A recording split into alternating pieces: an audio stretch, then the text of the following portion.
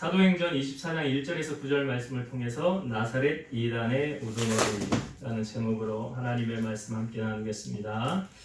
우리가 저번주 수요일날 잠깐 나누었던 말씀 잠깐만 복습을 하고 오늘 말씀 나눌게요. 우리가 저번주 수요일날 사도 바울이 그 공회가 열렸죠. 이제 사도 바울을 신문하기 위한 그런 공회가 열렸습니다. 그런데 그때 바울이 했던 말은 이거였죠. 나는 지금까지 오늘날까지 범사의 양심을 따라 하나님을 섬겼노라.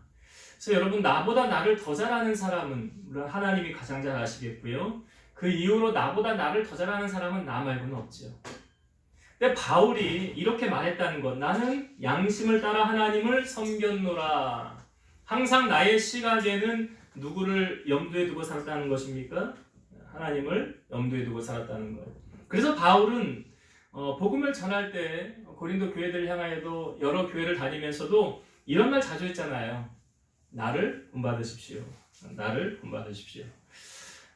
우리도 그런 말을 할 수 있는 사람이 되어야 된다라고 말했습니다. 그래서 우리의 삶이 다른 사람들에게 본이 되어줘야 된다.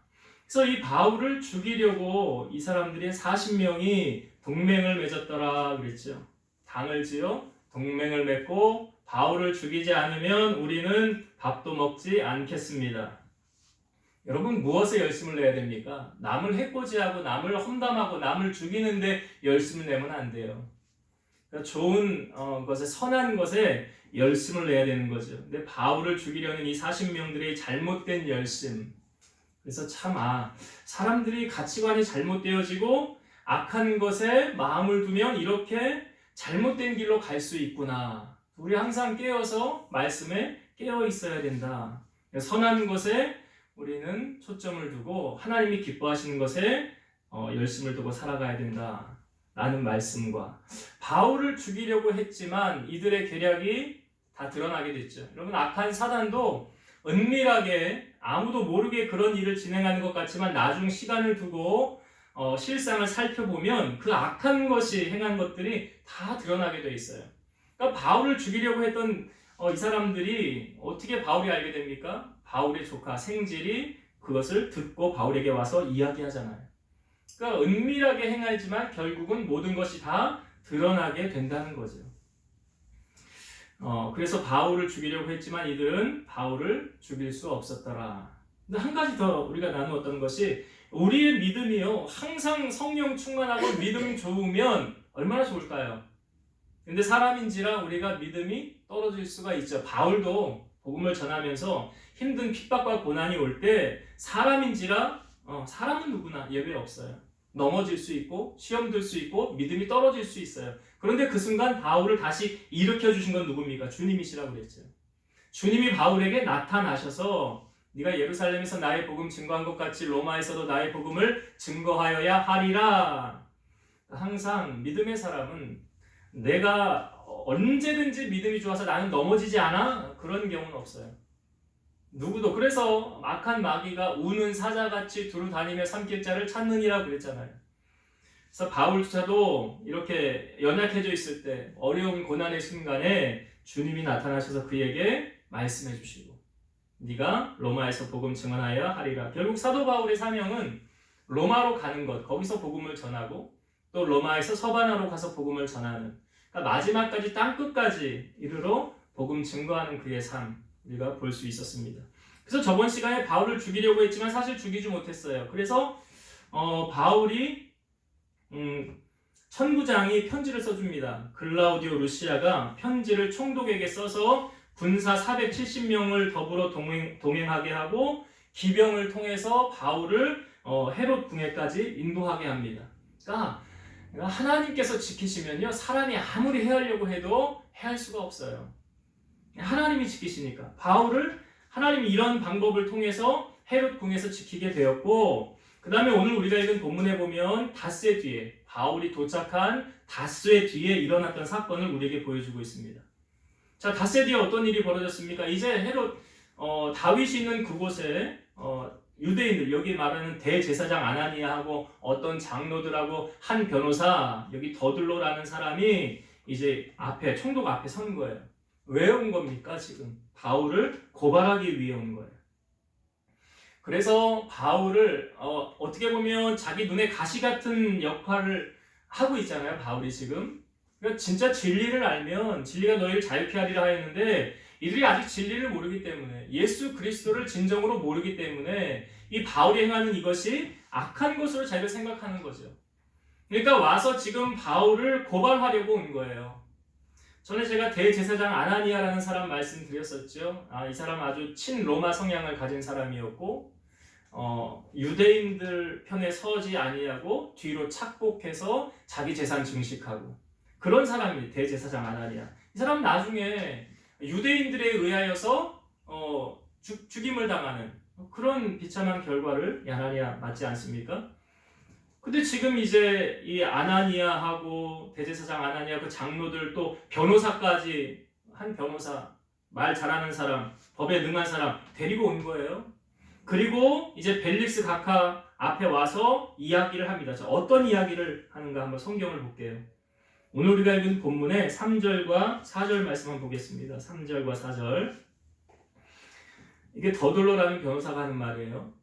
벨릭스 각하여, 우리가 당신을 힘입어 태평을 누리고 또 이 민족이 당신의 선견으로 말미암아 여러 가지로 개선된 것을 우리가 어느 모양으로나 어느 것에서나 크게 감사하나이다. 당신을 더 괴롭게 아니하려 하여 우리가 대강 여짜옵나니 관용하여 들으시기를 원하나이다. 자, 지금 이 변호사라고 하는 더둘로라는 사람이 벨릭스 각하에게 어떠한 모양으로 지금 비춰지면서 그가 말을 하고 있습니까? 벨릭스 각하를 되게 높이고 자기의 편을 들어주기 위해서 그의 마음을 사기 위한 좋은 말로 이 사람에게 이렇게 말하는 것처럼 보여지지 않습니까? 근데 우리가 먼저 이걸 알아야 돼. 이 벨릭스라는 사람.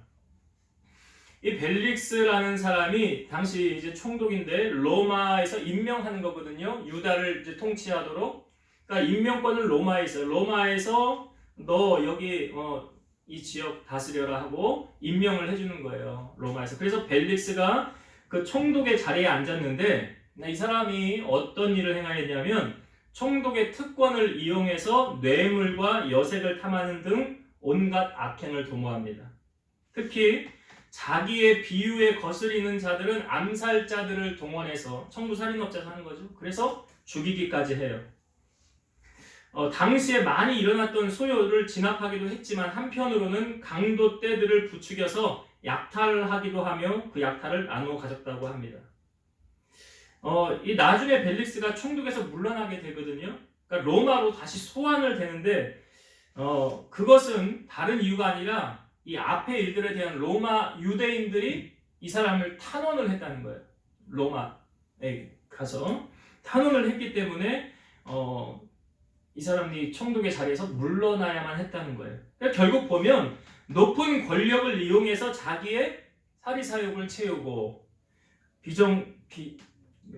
비리, 부정, 부패 이런 걸 일삼으면서 살았던 사람이 벨릭스예요. 자, 그렇다고 한다면 이 벨릭스가 했던 일을 사람들이 모를까요? 알죠. 잘 알지 않습니까?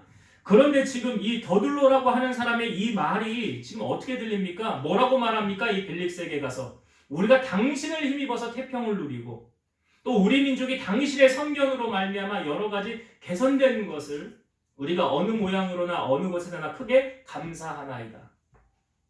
이게 보면 사실은 이 진실로는 이렇게 이 사람이 행하지 않았어요. 근데 왜 지금 더둘로가 이렇게 말한 거죠? 그 이유가 있죠. 자기 편, 우리 편 되어주세요 하고 아첨하는 거잖아요. 자기 편 만들기 위해서 상대방을 높이는 거 아닙니까? 여러분, 이런 더둘로와 같은 사람들의 특징이 있는데 뭐냐면 이 사람들은 그 없는 자들, 소외된 자들 앞에서는 그냥 막 되게 강력하게 큰 소리 치고 더 오히려 착복하고 못 살게 구는, 그러니까 권력 앞에서는 아주 낮아지는. 그러니까 소외된 자들에게는 큰 소리 치고 있는 자들에게는 굽신거리며 사는 거예요. 지금 이렇게 총독 앞에서 다 보이지 않습니까? 그것이? 여러분, 하나님의 자녀들은 우리가 이 땅을 살아갈 때 어떻게 살아가야 됩니까? 제가 골로새서 3장 22절 23절 말씀 읽어볼게요. 종들아 모든 일에 육신의 상전들에게 순종하되 사람을 기쁘게 하는 자와 같이 눈가림만 하지 말고 오직 주를 두려워하여 성실한 마음으로 하라. 무슨 일을 하든지 마음을 다하여 주께 하듯 하고 사람에게 하듯 하지 말라. 여기 이 말씀이 저는 좀 들어왔어요. 사람을 기쁘게 하는 자와 같이 눈가림만 하지 말고 오직 주를 두려워하여 성실한 마음으로 하라. 그러니까 높은 사람에게 잘 보이려고 사람 있을 때만 아주 열심히 일하는 척하고 높은 사람 없고 봐주는 사람 없으면 그냥 대충 하는 그런 사람들 주변에 혹시 있습니까? 별로 가까이 하고 싶지 않은 사람들이에요. 그런데 그런 사람들과 같이 눈가림으로 하지 말고, 이거 하나님의 자녀들을 향하여 하는 말이에요. 눈가림하지 말고 오직 주를 두려워하여 성실한 마음으로 하라. 성실한 마음으로. 여러분, 우리는 이 땅에 살면서 정말 사람에게 잘 보이려고 합니까? 하나님께 잘 보이려고 합니까? 예? 누구에게 여러분 초점을 맞추며 살아가십니까? 우리가 성경에 보면 물질 있는 곳에 마음도 가지만 내 마음이 가는 곳에 뭐도 가요? 몸도 가는 거예요. 그래서 내 마음이 하나님을 향하여 있으면 하나님을 향하여 자꾸 가까이 나오게 돼 있어요. 우리의 마음은 내가 향하는 곳을 향하여 내 몸이 가더라는 거예요. 그럼 우리가 얼마나 하나님을 사랑하는지, 내 마음이 얼마나 하나님을 향하여 또 나아가고 있는지 하나님은 너무나 잘 아신다는 사실이죠. 로마서 9장 18절 보면 그런즉 하나님께서 하고자 하시는 자를 긍휼히 여기시고 하고자 하시는 자를 완악하게 하시느니라. 그러니까 모든 주권은 어디서 나옵니까? 하나님 손 안에서 나오는 거예요. 그 하나님의 손 안에서 나오는 것을 우리는 무시하면 안 되죠. 왜요? 심은 대로 거두게 하시기 때문에 그래요. 예수님께서 사람들에게 이런 말씀하셨어요. 사람들 앞에서 나를 시인하면 나도 하늘에 계신 너희 아버지 앞에서 너희를 시인할 것이고, 사람들 앞에서 나를 부인하면 나도 하늘에 계신 내 아버지 앞에서 너희를 부인하리라. 우리가 얼마나 하나님을 나의 주인으로 인정해드리고 모시고 사느냐, 그 사람의 삶을 보면 알죠. 나타나죠. 그래서 오늘 이 벨릭스 앞에 말하던 이 변호사 더둘로 진실을 말하는 게 아니에요. 그리고 사람의 비율을 맞추며 살아가는 사람. 왜? 자기의 이익권을 챙기기 위해서, 자기에게 좋은 말을 듣기 위해서. 그럼 우리는, 여러분, 하나님의 자녀들은 불의와 타협을 하면 됩니까? 안 됩니까? 특별히 저는 신앙은 타협하는 게 아니다라고 생각을 해요. 왜냐하면 하나님의 말씀에 하라 그러면 그냥 하면 되는 거고요. 하지 말아라 그럼 안 하면 되는 거예요. 근데 여기에 내 생각을 개입해서 하나님이 하지 말라고 했는데 하나님 내 생각엔 이거 아닌데요. 해야 될 것 같은데요. 이런 기준으로 우리가 살아가고 있지는 않는지. 우리가 아무리 똑똑해도 하나님보다 똑똑하지 못하잖아요. 가장 진실은 무엇입니까? 여러분, 하나님은 결국 우리에게 가장 좋은 걸 주기를 원하시는 분이세요. 혹 내 생각이 틀렸다 할지라도, 내 생각이 하나님의 생각과 맞지 않다 할지라도 하나님의 생각을 따르면 하나님이 그 사람을 책임져 주시고 인도해 주신다는 사실입니다. 그래서 우리가 이 땅을 살아갈 때 우리 이렇게 살면 안 돼요. 더둘로처럼 살아도 안 되고 벨릭스처럼 살아도 안 돼요. 항상 우리는 하나님을 의식하고 하나님 중심의 삶을, 말씀 중심의 삶을 살아가야 된다라는 것. 이게 첫 번째 여러분들과 함께 나누고 싶은 거고요. 두 번째 나누고 싶은 은혜는, 자, 이 더둘로라는 사람이 벨릭스 각하에게 지금 앞부분에는 3절과 4절에는 벨릭스 각하를 높이면서 그 사람에게 하는 이야기고, 그 다음부터는 누구를 향한 이야기입니까? 바울을 향한 이야기. 한번 성경을 보겠습니다. 5절 볼게요. 5절. 우리가 보니 이 사람은 바울이지요. 전염병 같은 자라 천하에 흩어진 유대인을 다 소유하게 하는 자요. 나사렛 이단의 우두머리라. 자, 이 사람들이 바울을 평가할 때 이렇게 평가했어요. 이 사람은 전염병 같은 자를, 전염병을 다 전파하는 그런 사람이고, 천하에 흩어진 유대인을 다 소유하게, 그러니까 유대인들을 하나 되게 하지 않고 다 분리하며 가르고 문제를 일으키는 사람이에요. 더불어 마지막에 강력하게 이렇게 말하죠. 나사렛 이단의 우두머리니라. 이 지금 누가 하는 말이라고요?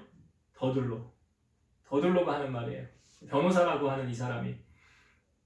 그러니까 벨릭스 앞에 지금 아주 저 사람은 악질입니다. 아주 나쁜 사람입니다. 우리 민족을 아주 다 소유하게 하고 편을 가르게 하고 아주 이상한 거 전하는 사람, 특별히 나사렛 이단의 우두머리입니다. 라고 더둘로가 말했어요. 좀 틀린 말도 있지만 맞는 말도 있어요. 이 5절의 말씀 가운데는. 유대인을 소유하게 하는 사람, 당시 유대인들은 예수님을 나의 구주로 그리스도로 인정했습니까? 안 했습니까? 안 했죠. 우리가 갈라디아서 말씀, 로마서 말씀도 계속 나누고 있지만, 그러니까 바울이 이방인들에게는 오히려 복음 전할 때 잘 들었어요. 근데 유대인들은 아직도 메시아가 오지 않았다라고 이야기를 합니다. 아직 메시아는 오지 않았어. 근데 우리는 알잖아요. 바울을 통하여 우리는 다 예수님은 이 땅에 오셔서 고난당하시고 십자가 지시고 죽으시고 사흘 만에 부활하셔서 이 땅에 40일을 계시다가 하늘로 승천하셨습니다. 그 승천하신 주님이 다시 구름 타고 이 땅에 오신다고 했습니다. 이게 복음인데요. 그러니까 유대인들은 아직 예수 그리스도가 메시아가 오지 않았다라고 믿으니까 바울이 전하는 이거하고 부닥깁니까? 안 부닥깁니까? 부닥치죠. 자기들이 인정을 하지 않는 거예요. 그러니까 유대인들을 다 소유하게 하는 자라라고 말을 하죠. 그러나 바울은 강력하게 아닙니다라고 말. 예수 그리스도 구세주가 우리 가운데 오셨습니다라고 계속 강력하게 바울은 전하고 있거든요. 이 뒷부분에 보면 이 벨릭스의 후임으로 베스도라는 총독이 이제 자리에 앉게 됩니다. 근데 바울이 그때 복음을 전했을 때 예수 그리스도를 증거한 거죠.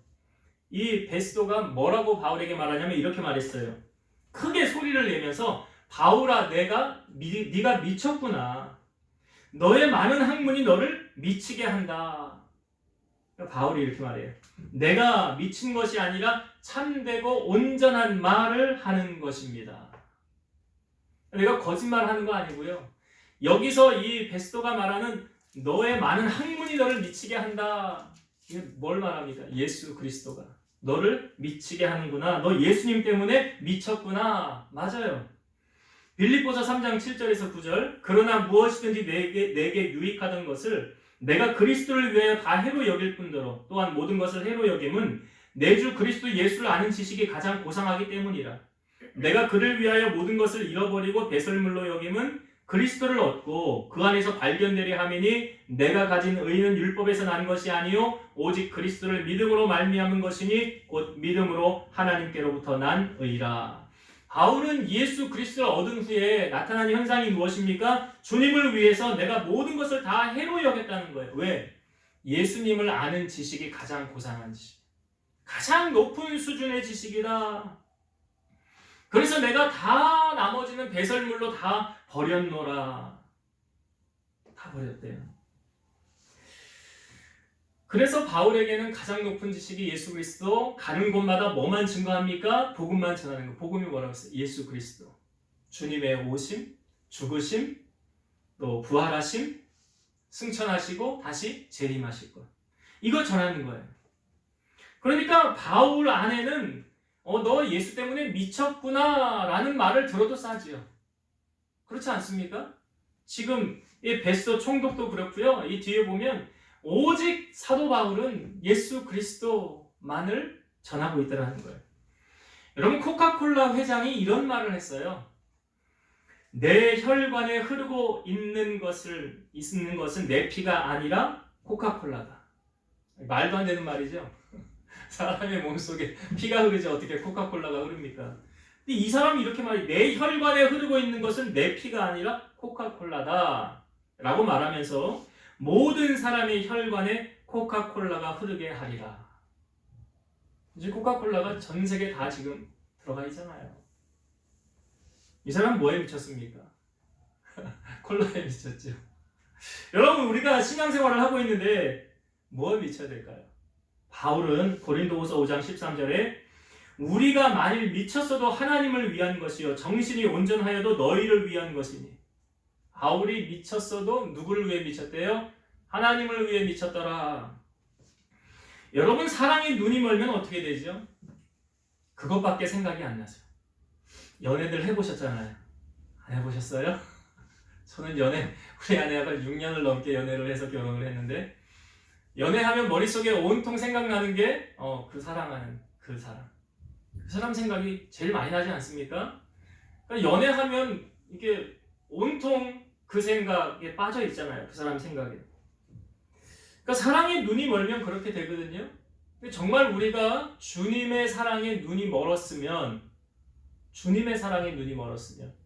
어떤 반응이 나타날까요? 아시아 7교회 가운데 에베소 교회, 아시아 7교회 가운데 에베소 교회, 처음으로 소개하는 교회인데, 그 에베소 교회를 향하여 주님께서 말씀하셨어요. 내가 너의 행위와 수고와 인내를 안다. 거짓 선지자를 드러내어서 그들을 이렇게 쫓아낸 것도 내가 안다. 그리고 네가 참고 게으르지 아니한 것, 내 이름을 위해서 수고한 것 내가 아노라. 그러나 너를 책망할 것이 있는데 너의 처음 사랑을 버렸느니라. 잘한 것도 물론 주님이 에베소 교회를 향하여 말씀하셨는데, 너의 책망할 것이 있는데 뭐래요? 처음 사랑을 버렸느니라. 그 처음에 뜨거웠던 그 사랑을 버렸느니라. 그 다음에 말씀에 이래요. 그러므로 어디서 떨어졌는지를 생각하고 회개하여 처음 행위를 가지라. 내가 첫사랑이 떨어져서 식었다고 한다면 주님을 향하여 좀 대면해요? 그 뜨거움이 없어요? 어느 날 보니까 신앙생활이 형식적이에요? 주님을 사랑하는 마음으로 하는 게 아니라 어느 순간 보니까 신앙인의 모습이 아닌 종교인의 모습으로 내가 지금 교회를 들락날락 하고 있더라. 이건 뭐예요? 첫사랑이 식어져서 그래. 주님을 향한 사랑이 식어져서 그래요. 그 에베소 교회를 향하여 그거 말씀하시는 거예요. 너 처음 사랑을 버렸구나. 그러니 어디에서 떨어졌는지를 생각하래요. 내가 왜 자꾸 신앙생활이 이렇게 지금 대면해졌지? 왜 이렇게 게을러졌지? 왜 이렇게 열심히 없지? 이걸 생각해서 뭐 하래요? 회개하래요. 회개라는 뭐예요? 돌이키는 거예요. 나 이렇게 하면 안 되겠구나. 이렇게 하면 주님이 싫어하시는 거지. 주님이 기뻐하시는 모습으로 살아야지. 그것을 회개하여 뭐 하래요? 처음 행위를 가지라. 처음의 첫사랑을 다시금 회복해라. 여러분, 바울의 모습 속에 보면 이 주님을 향한 그 다메섹에서 만났던 그 주님을, 그 첫사랑을 바울은 거의 잊지를 않죠. 잘. 고난을 당하면서도, 어려움 속에서도 이 복음을 전하는 게 바울에게 있어서 뭐 남는 게 있나요? 뭐 떨어지는 게 있나요? 세상적으로 뭐 좋은 게 있나요? 오히려 복음 전했는데 옥에 갇히게 되었고요. 돌 맞아 죽게 되었고요. 파선하게 되었고 잠을 못 자게 되었고요. 채찍 맞게 되었고, 그런 고난이 바울에게 계속 다가왔거든요. 왜 그럼에도 불구하고 바울은 계속 이 복음을 놓지 않았나? 주님의 그 첫사랑, 그 사랑이 너무나 크고 너무나 감사했기 때문에. 그래서 바울은 내가 복음의 빚진 자라고 그러잖아요. 내가 이 빛을 갚기 위해 땅끝까지 이르러 복음 전하리라. 그러지 않습니까?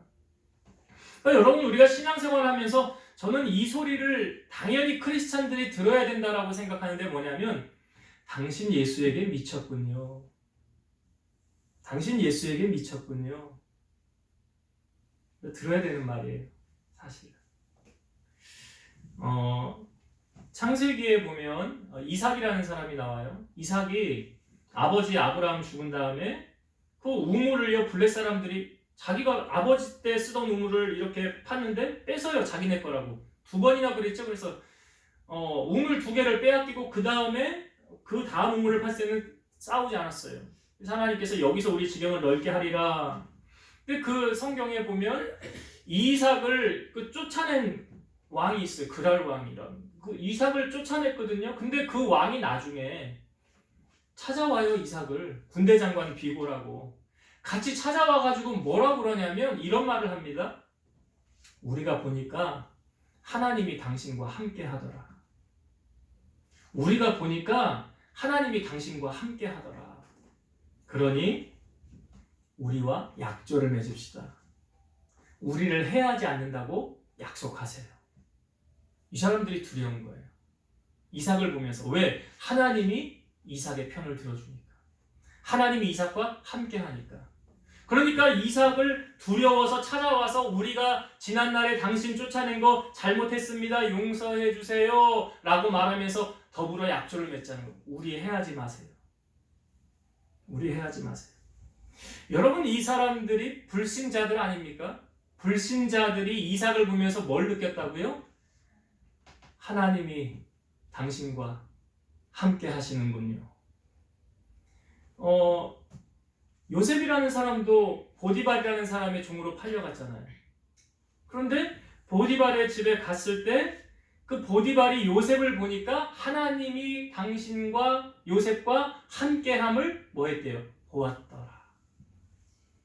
보디발은 하나님 안 믿는 사람인데 요셉을 보면서 하나님이 당신과 함께하는군요. 그래서 요셉을 자기 집의 가정 총무로 맡긴 거예요.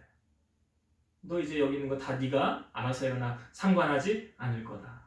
중요한 것은 세상 사람들의 눈에 비춰진 우리들의 모습이 어떻게 보여주고 있느냐. 저 사람 함부로 하면 안 되겠어. 하나님이 저 사람 이렇게 옆에서 이렇게 보호자로 있는 것 같아.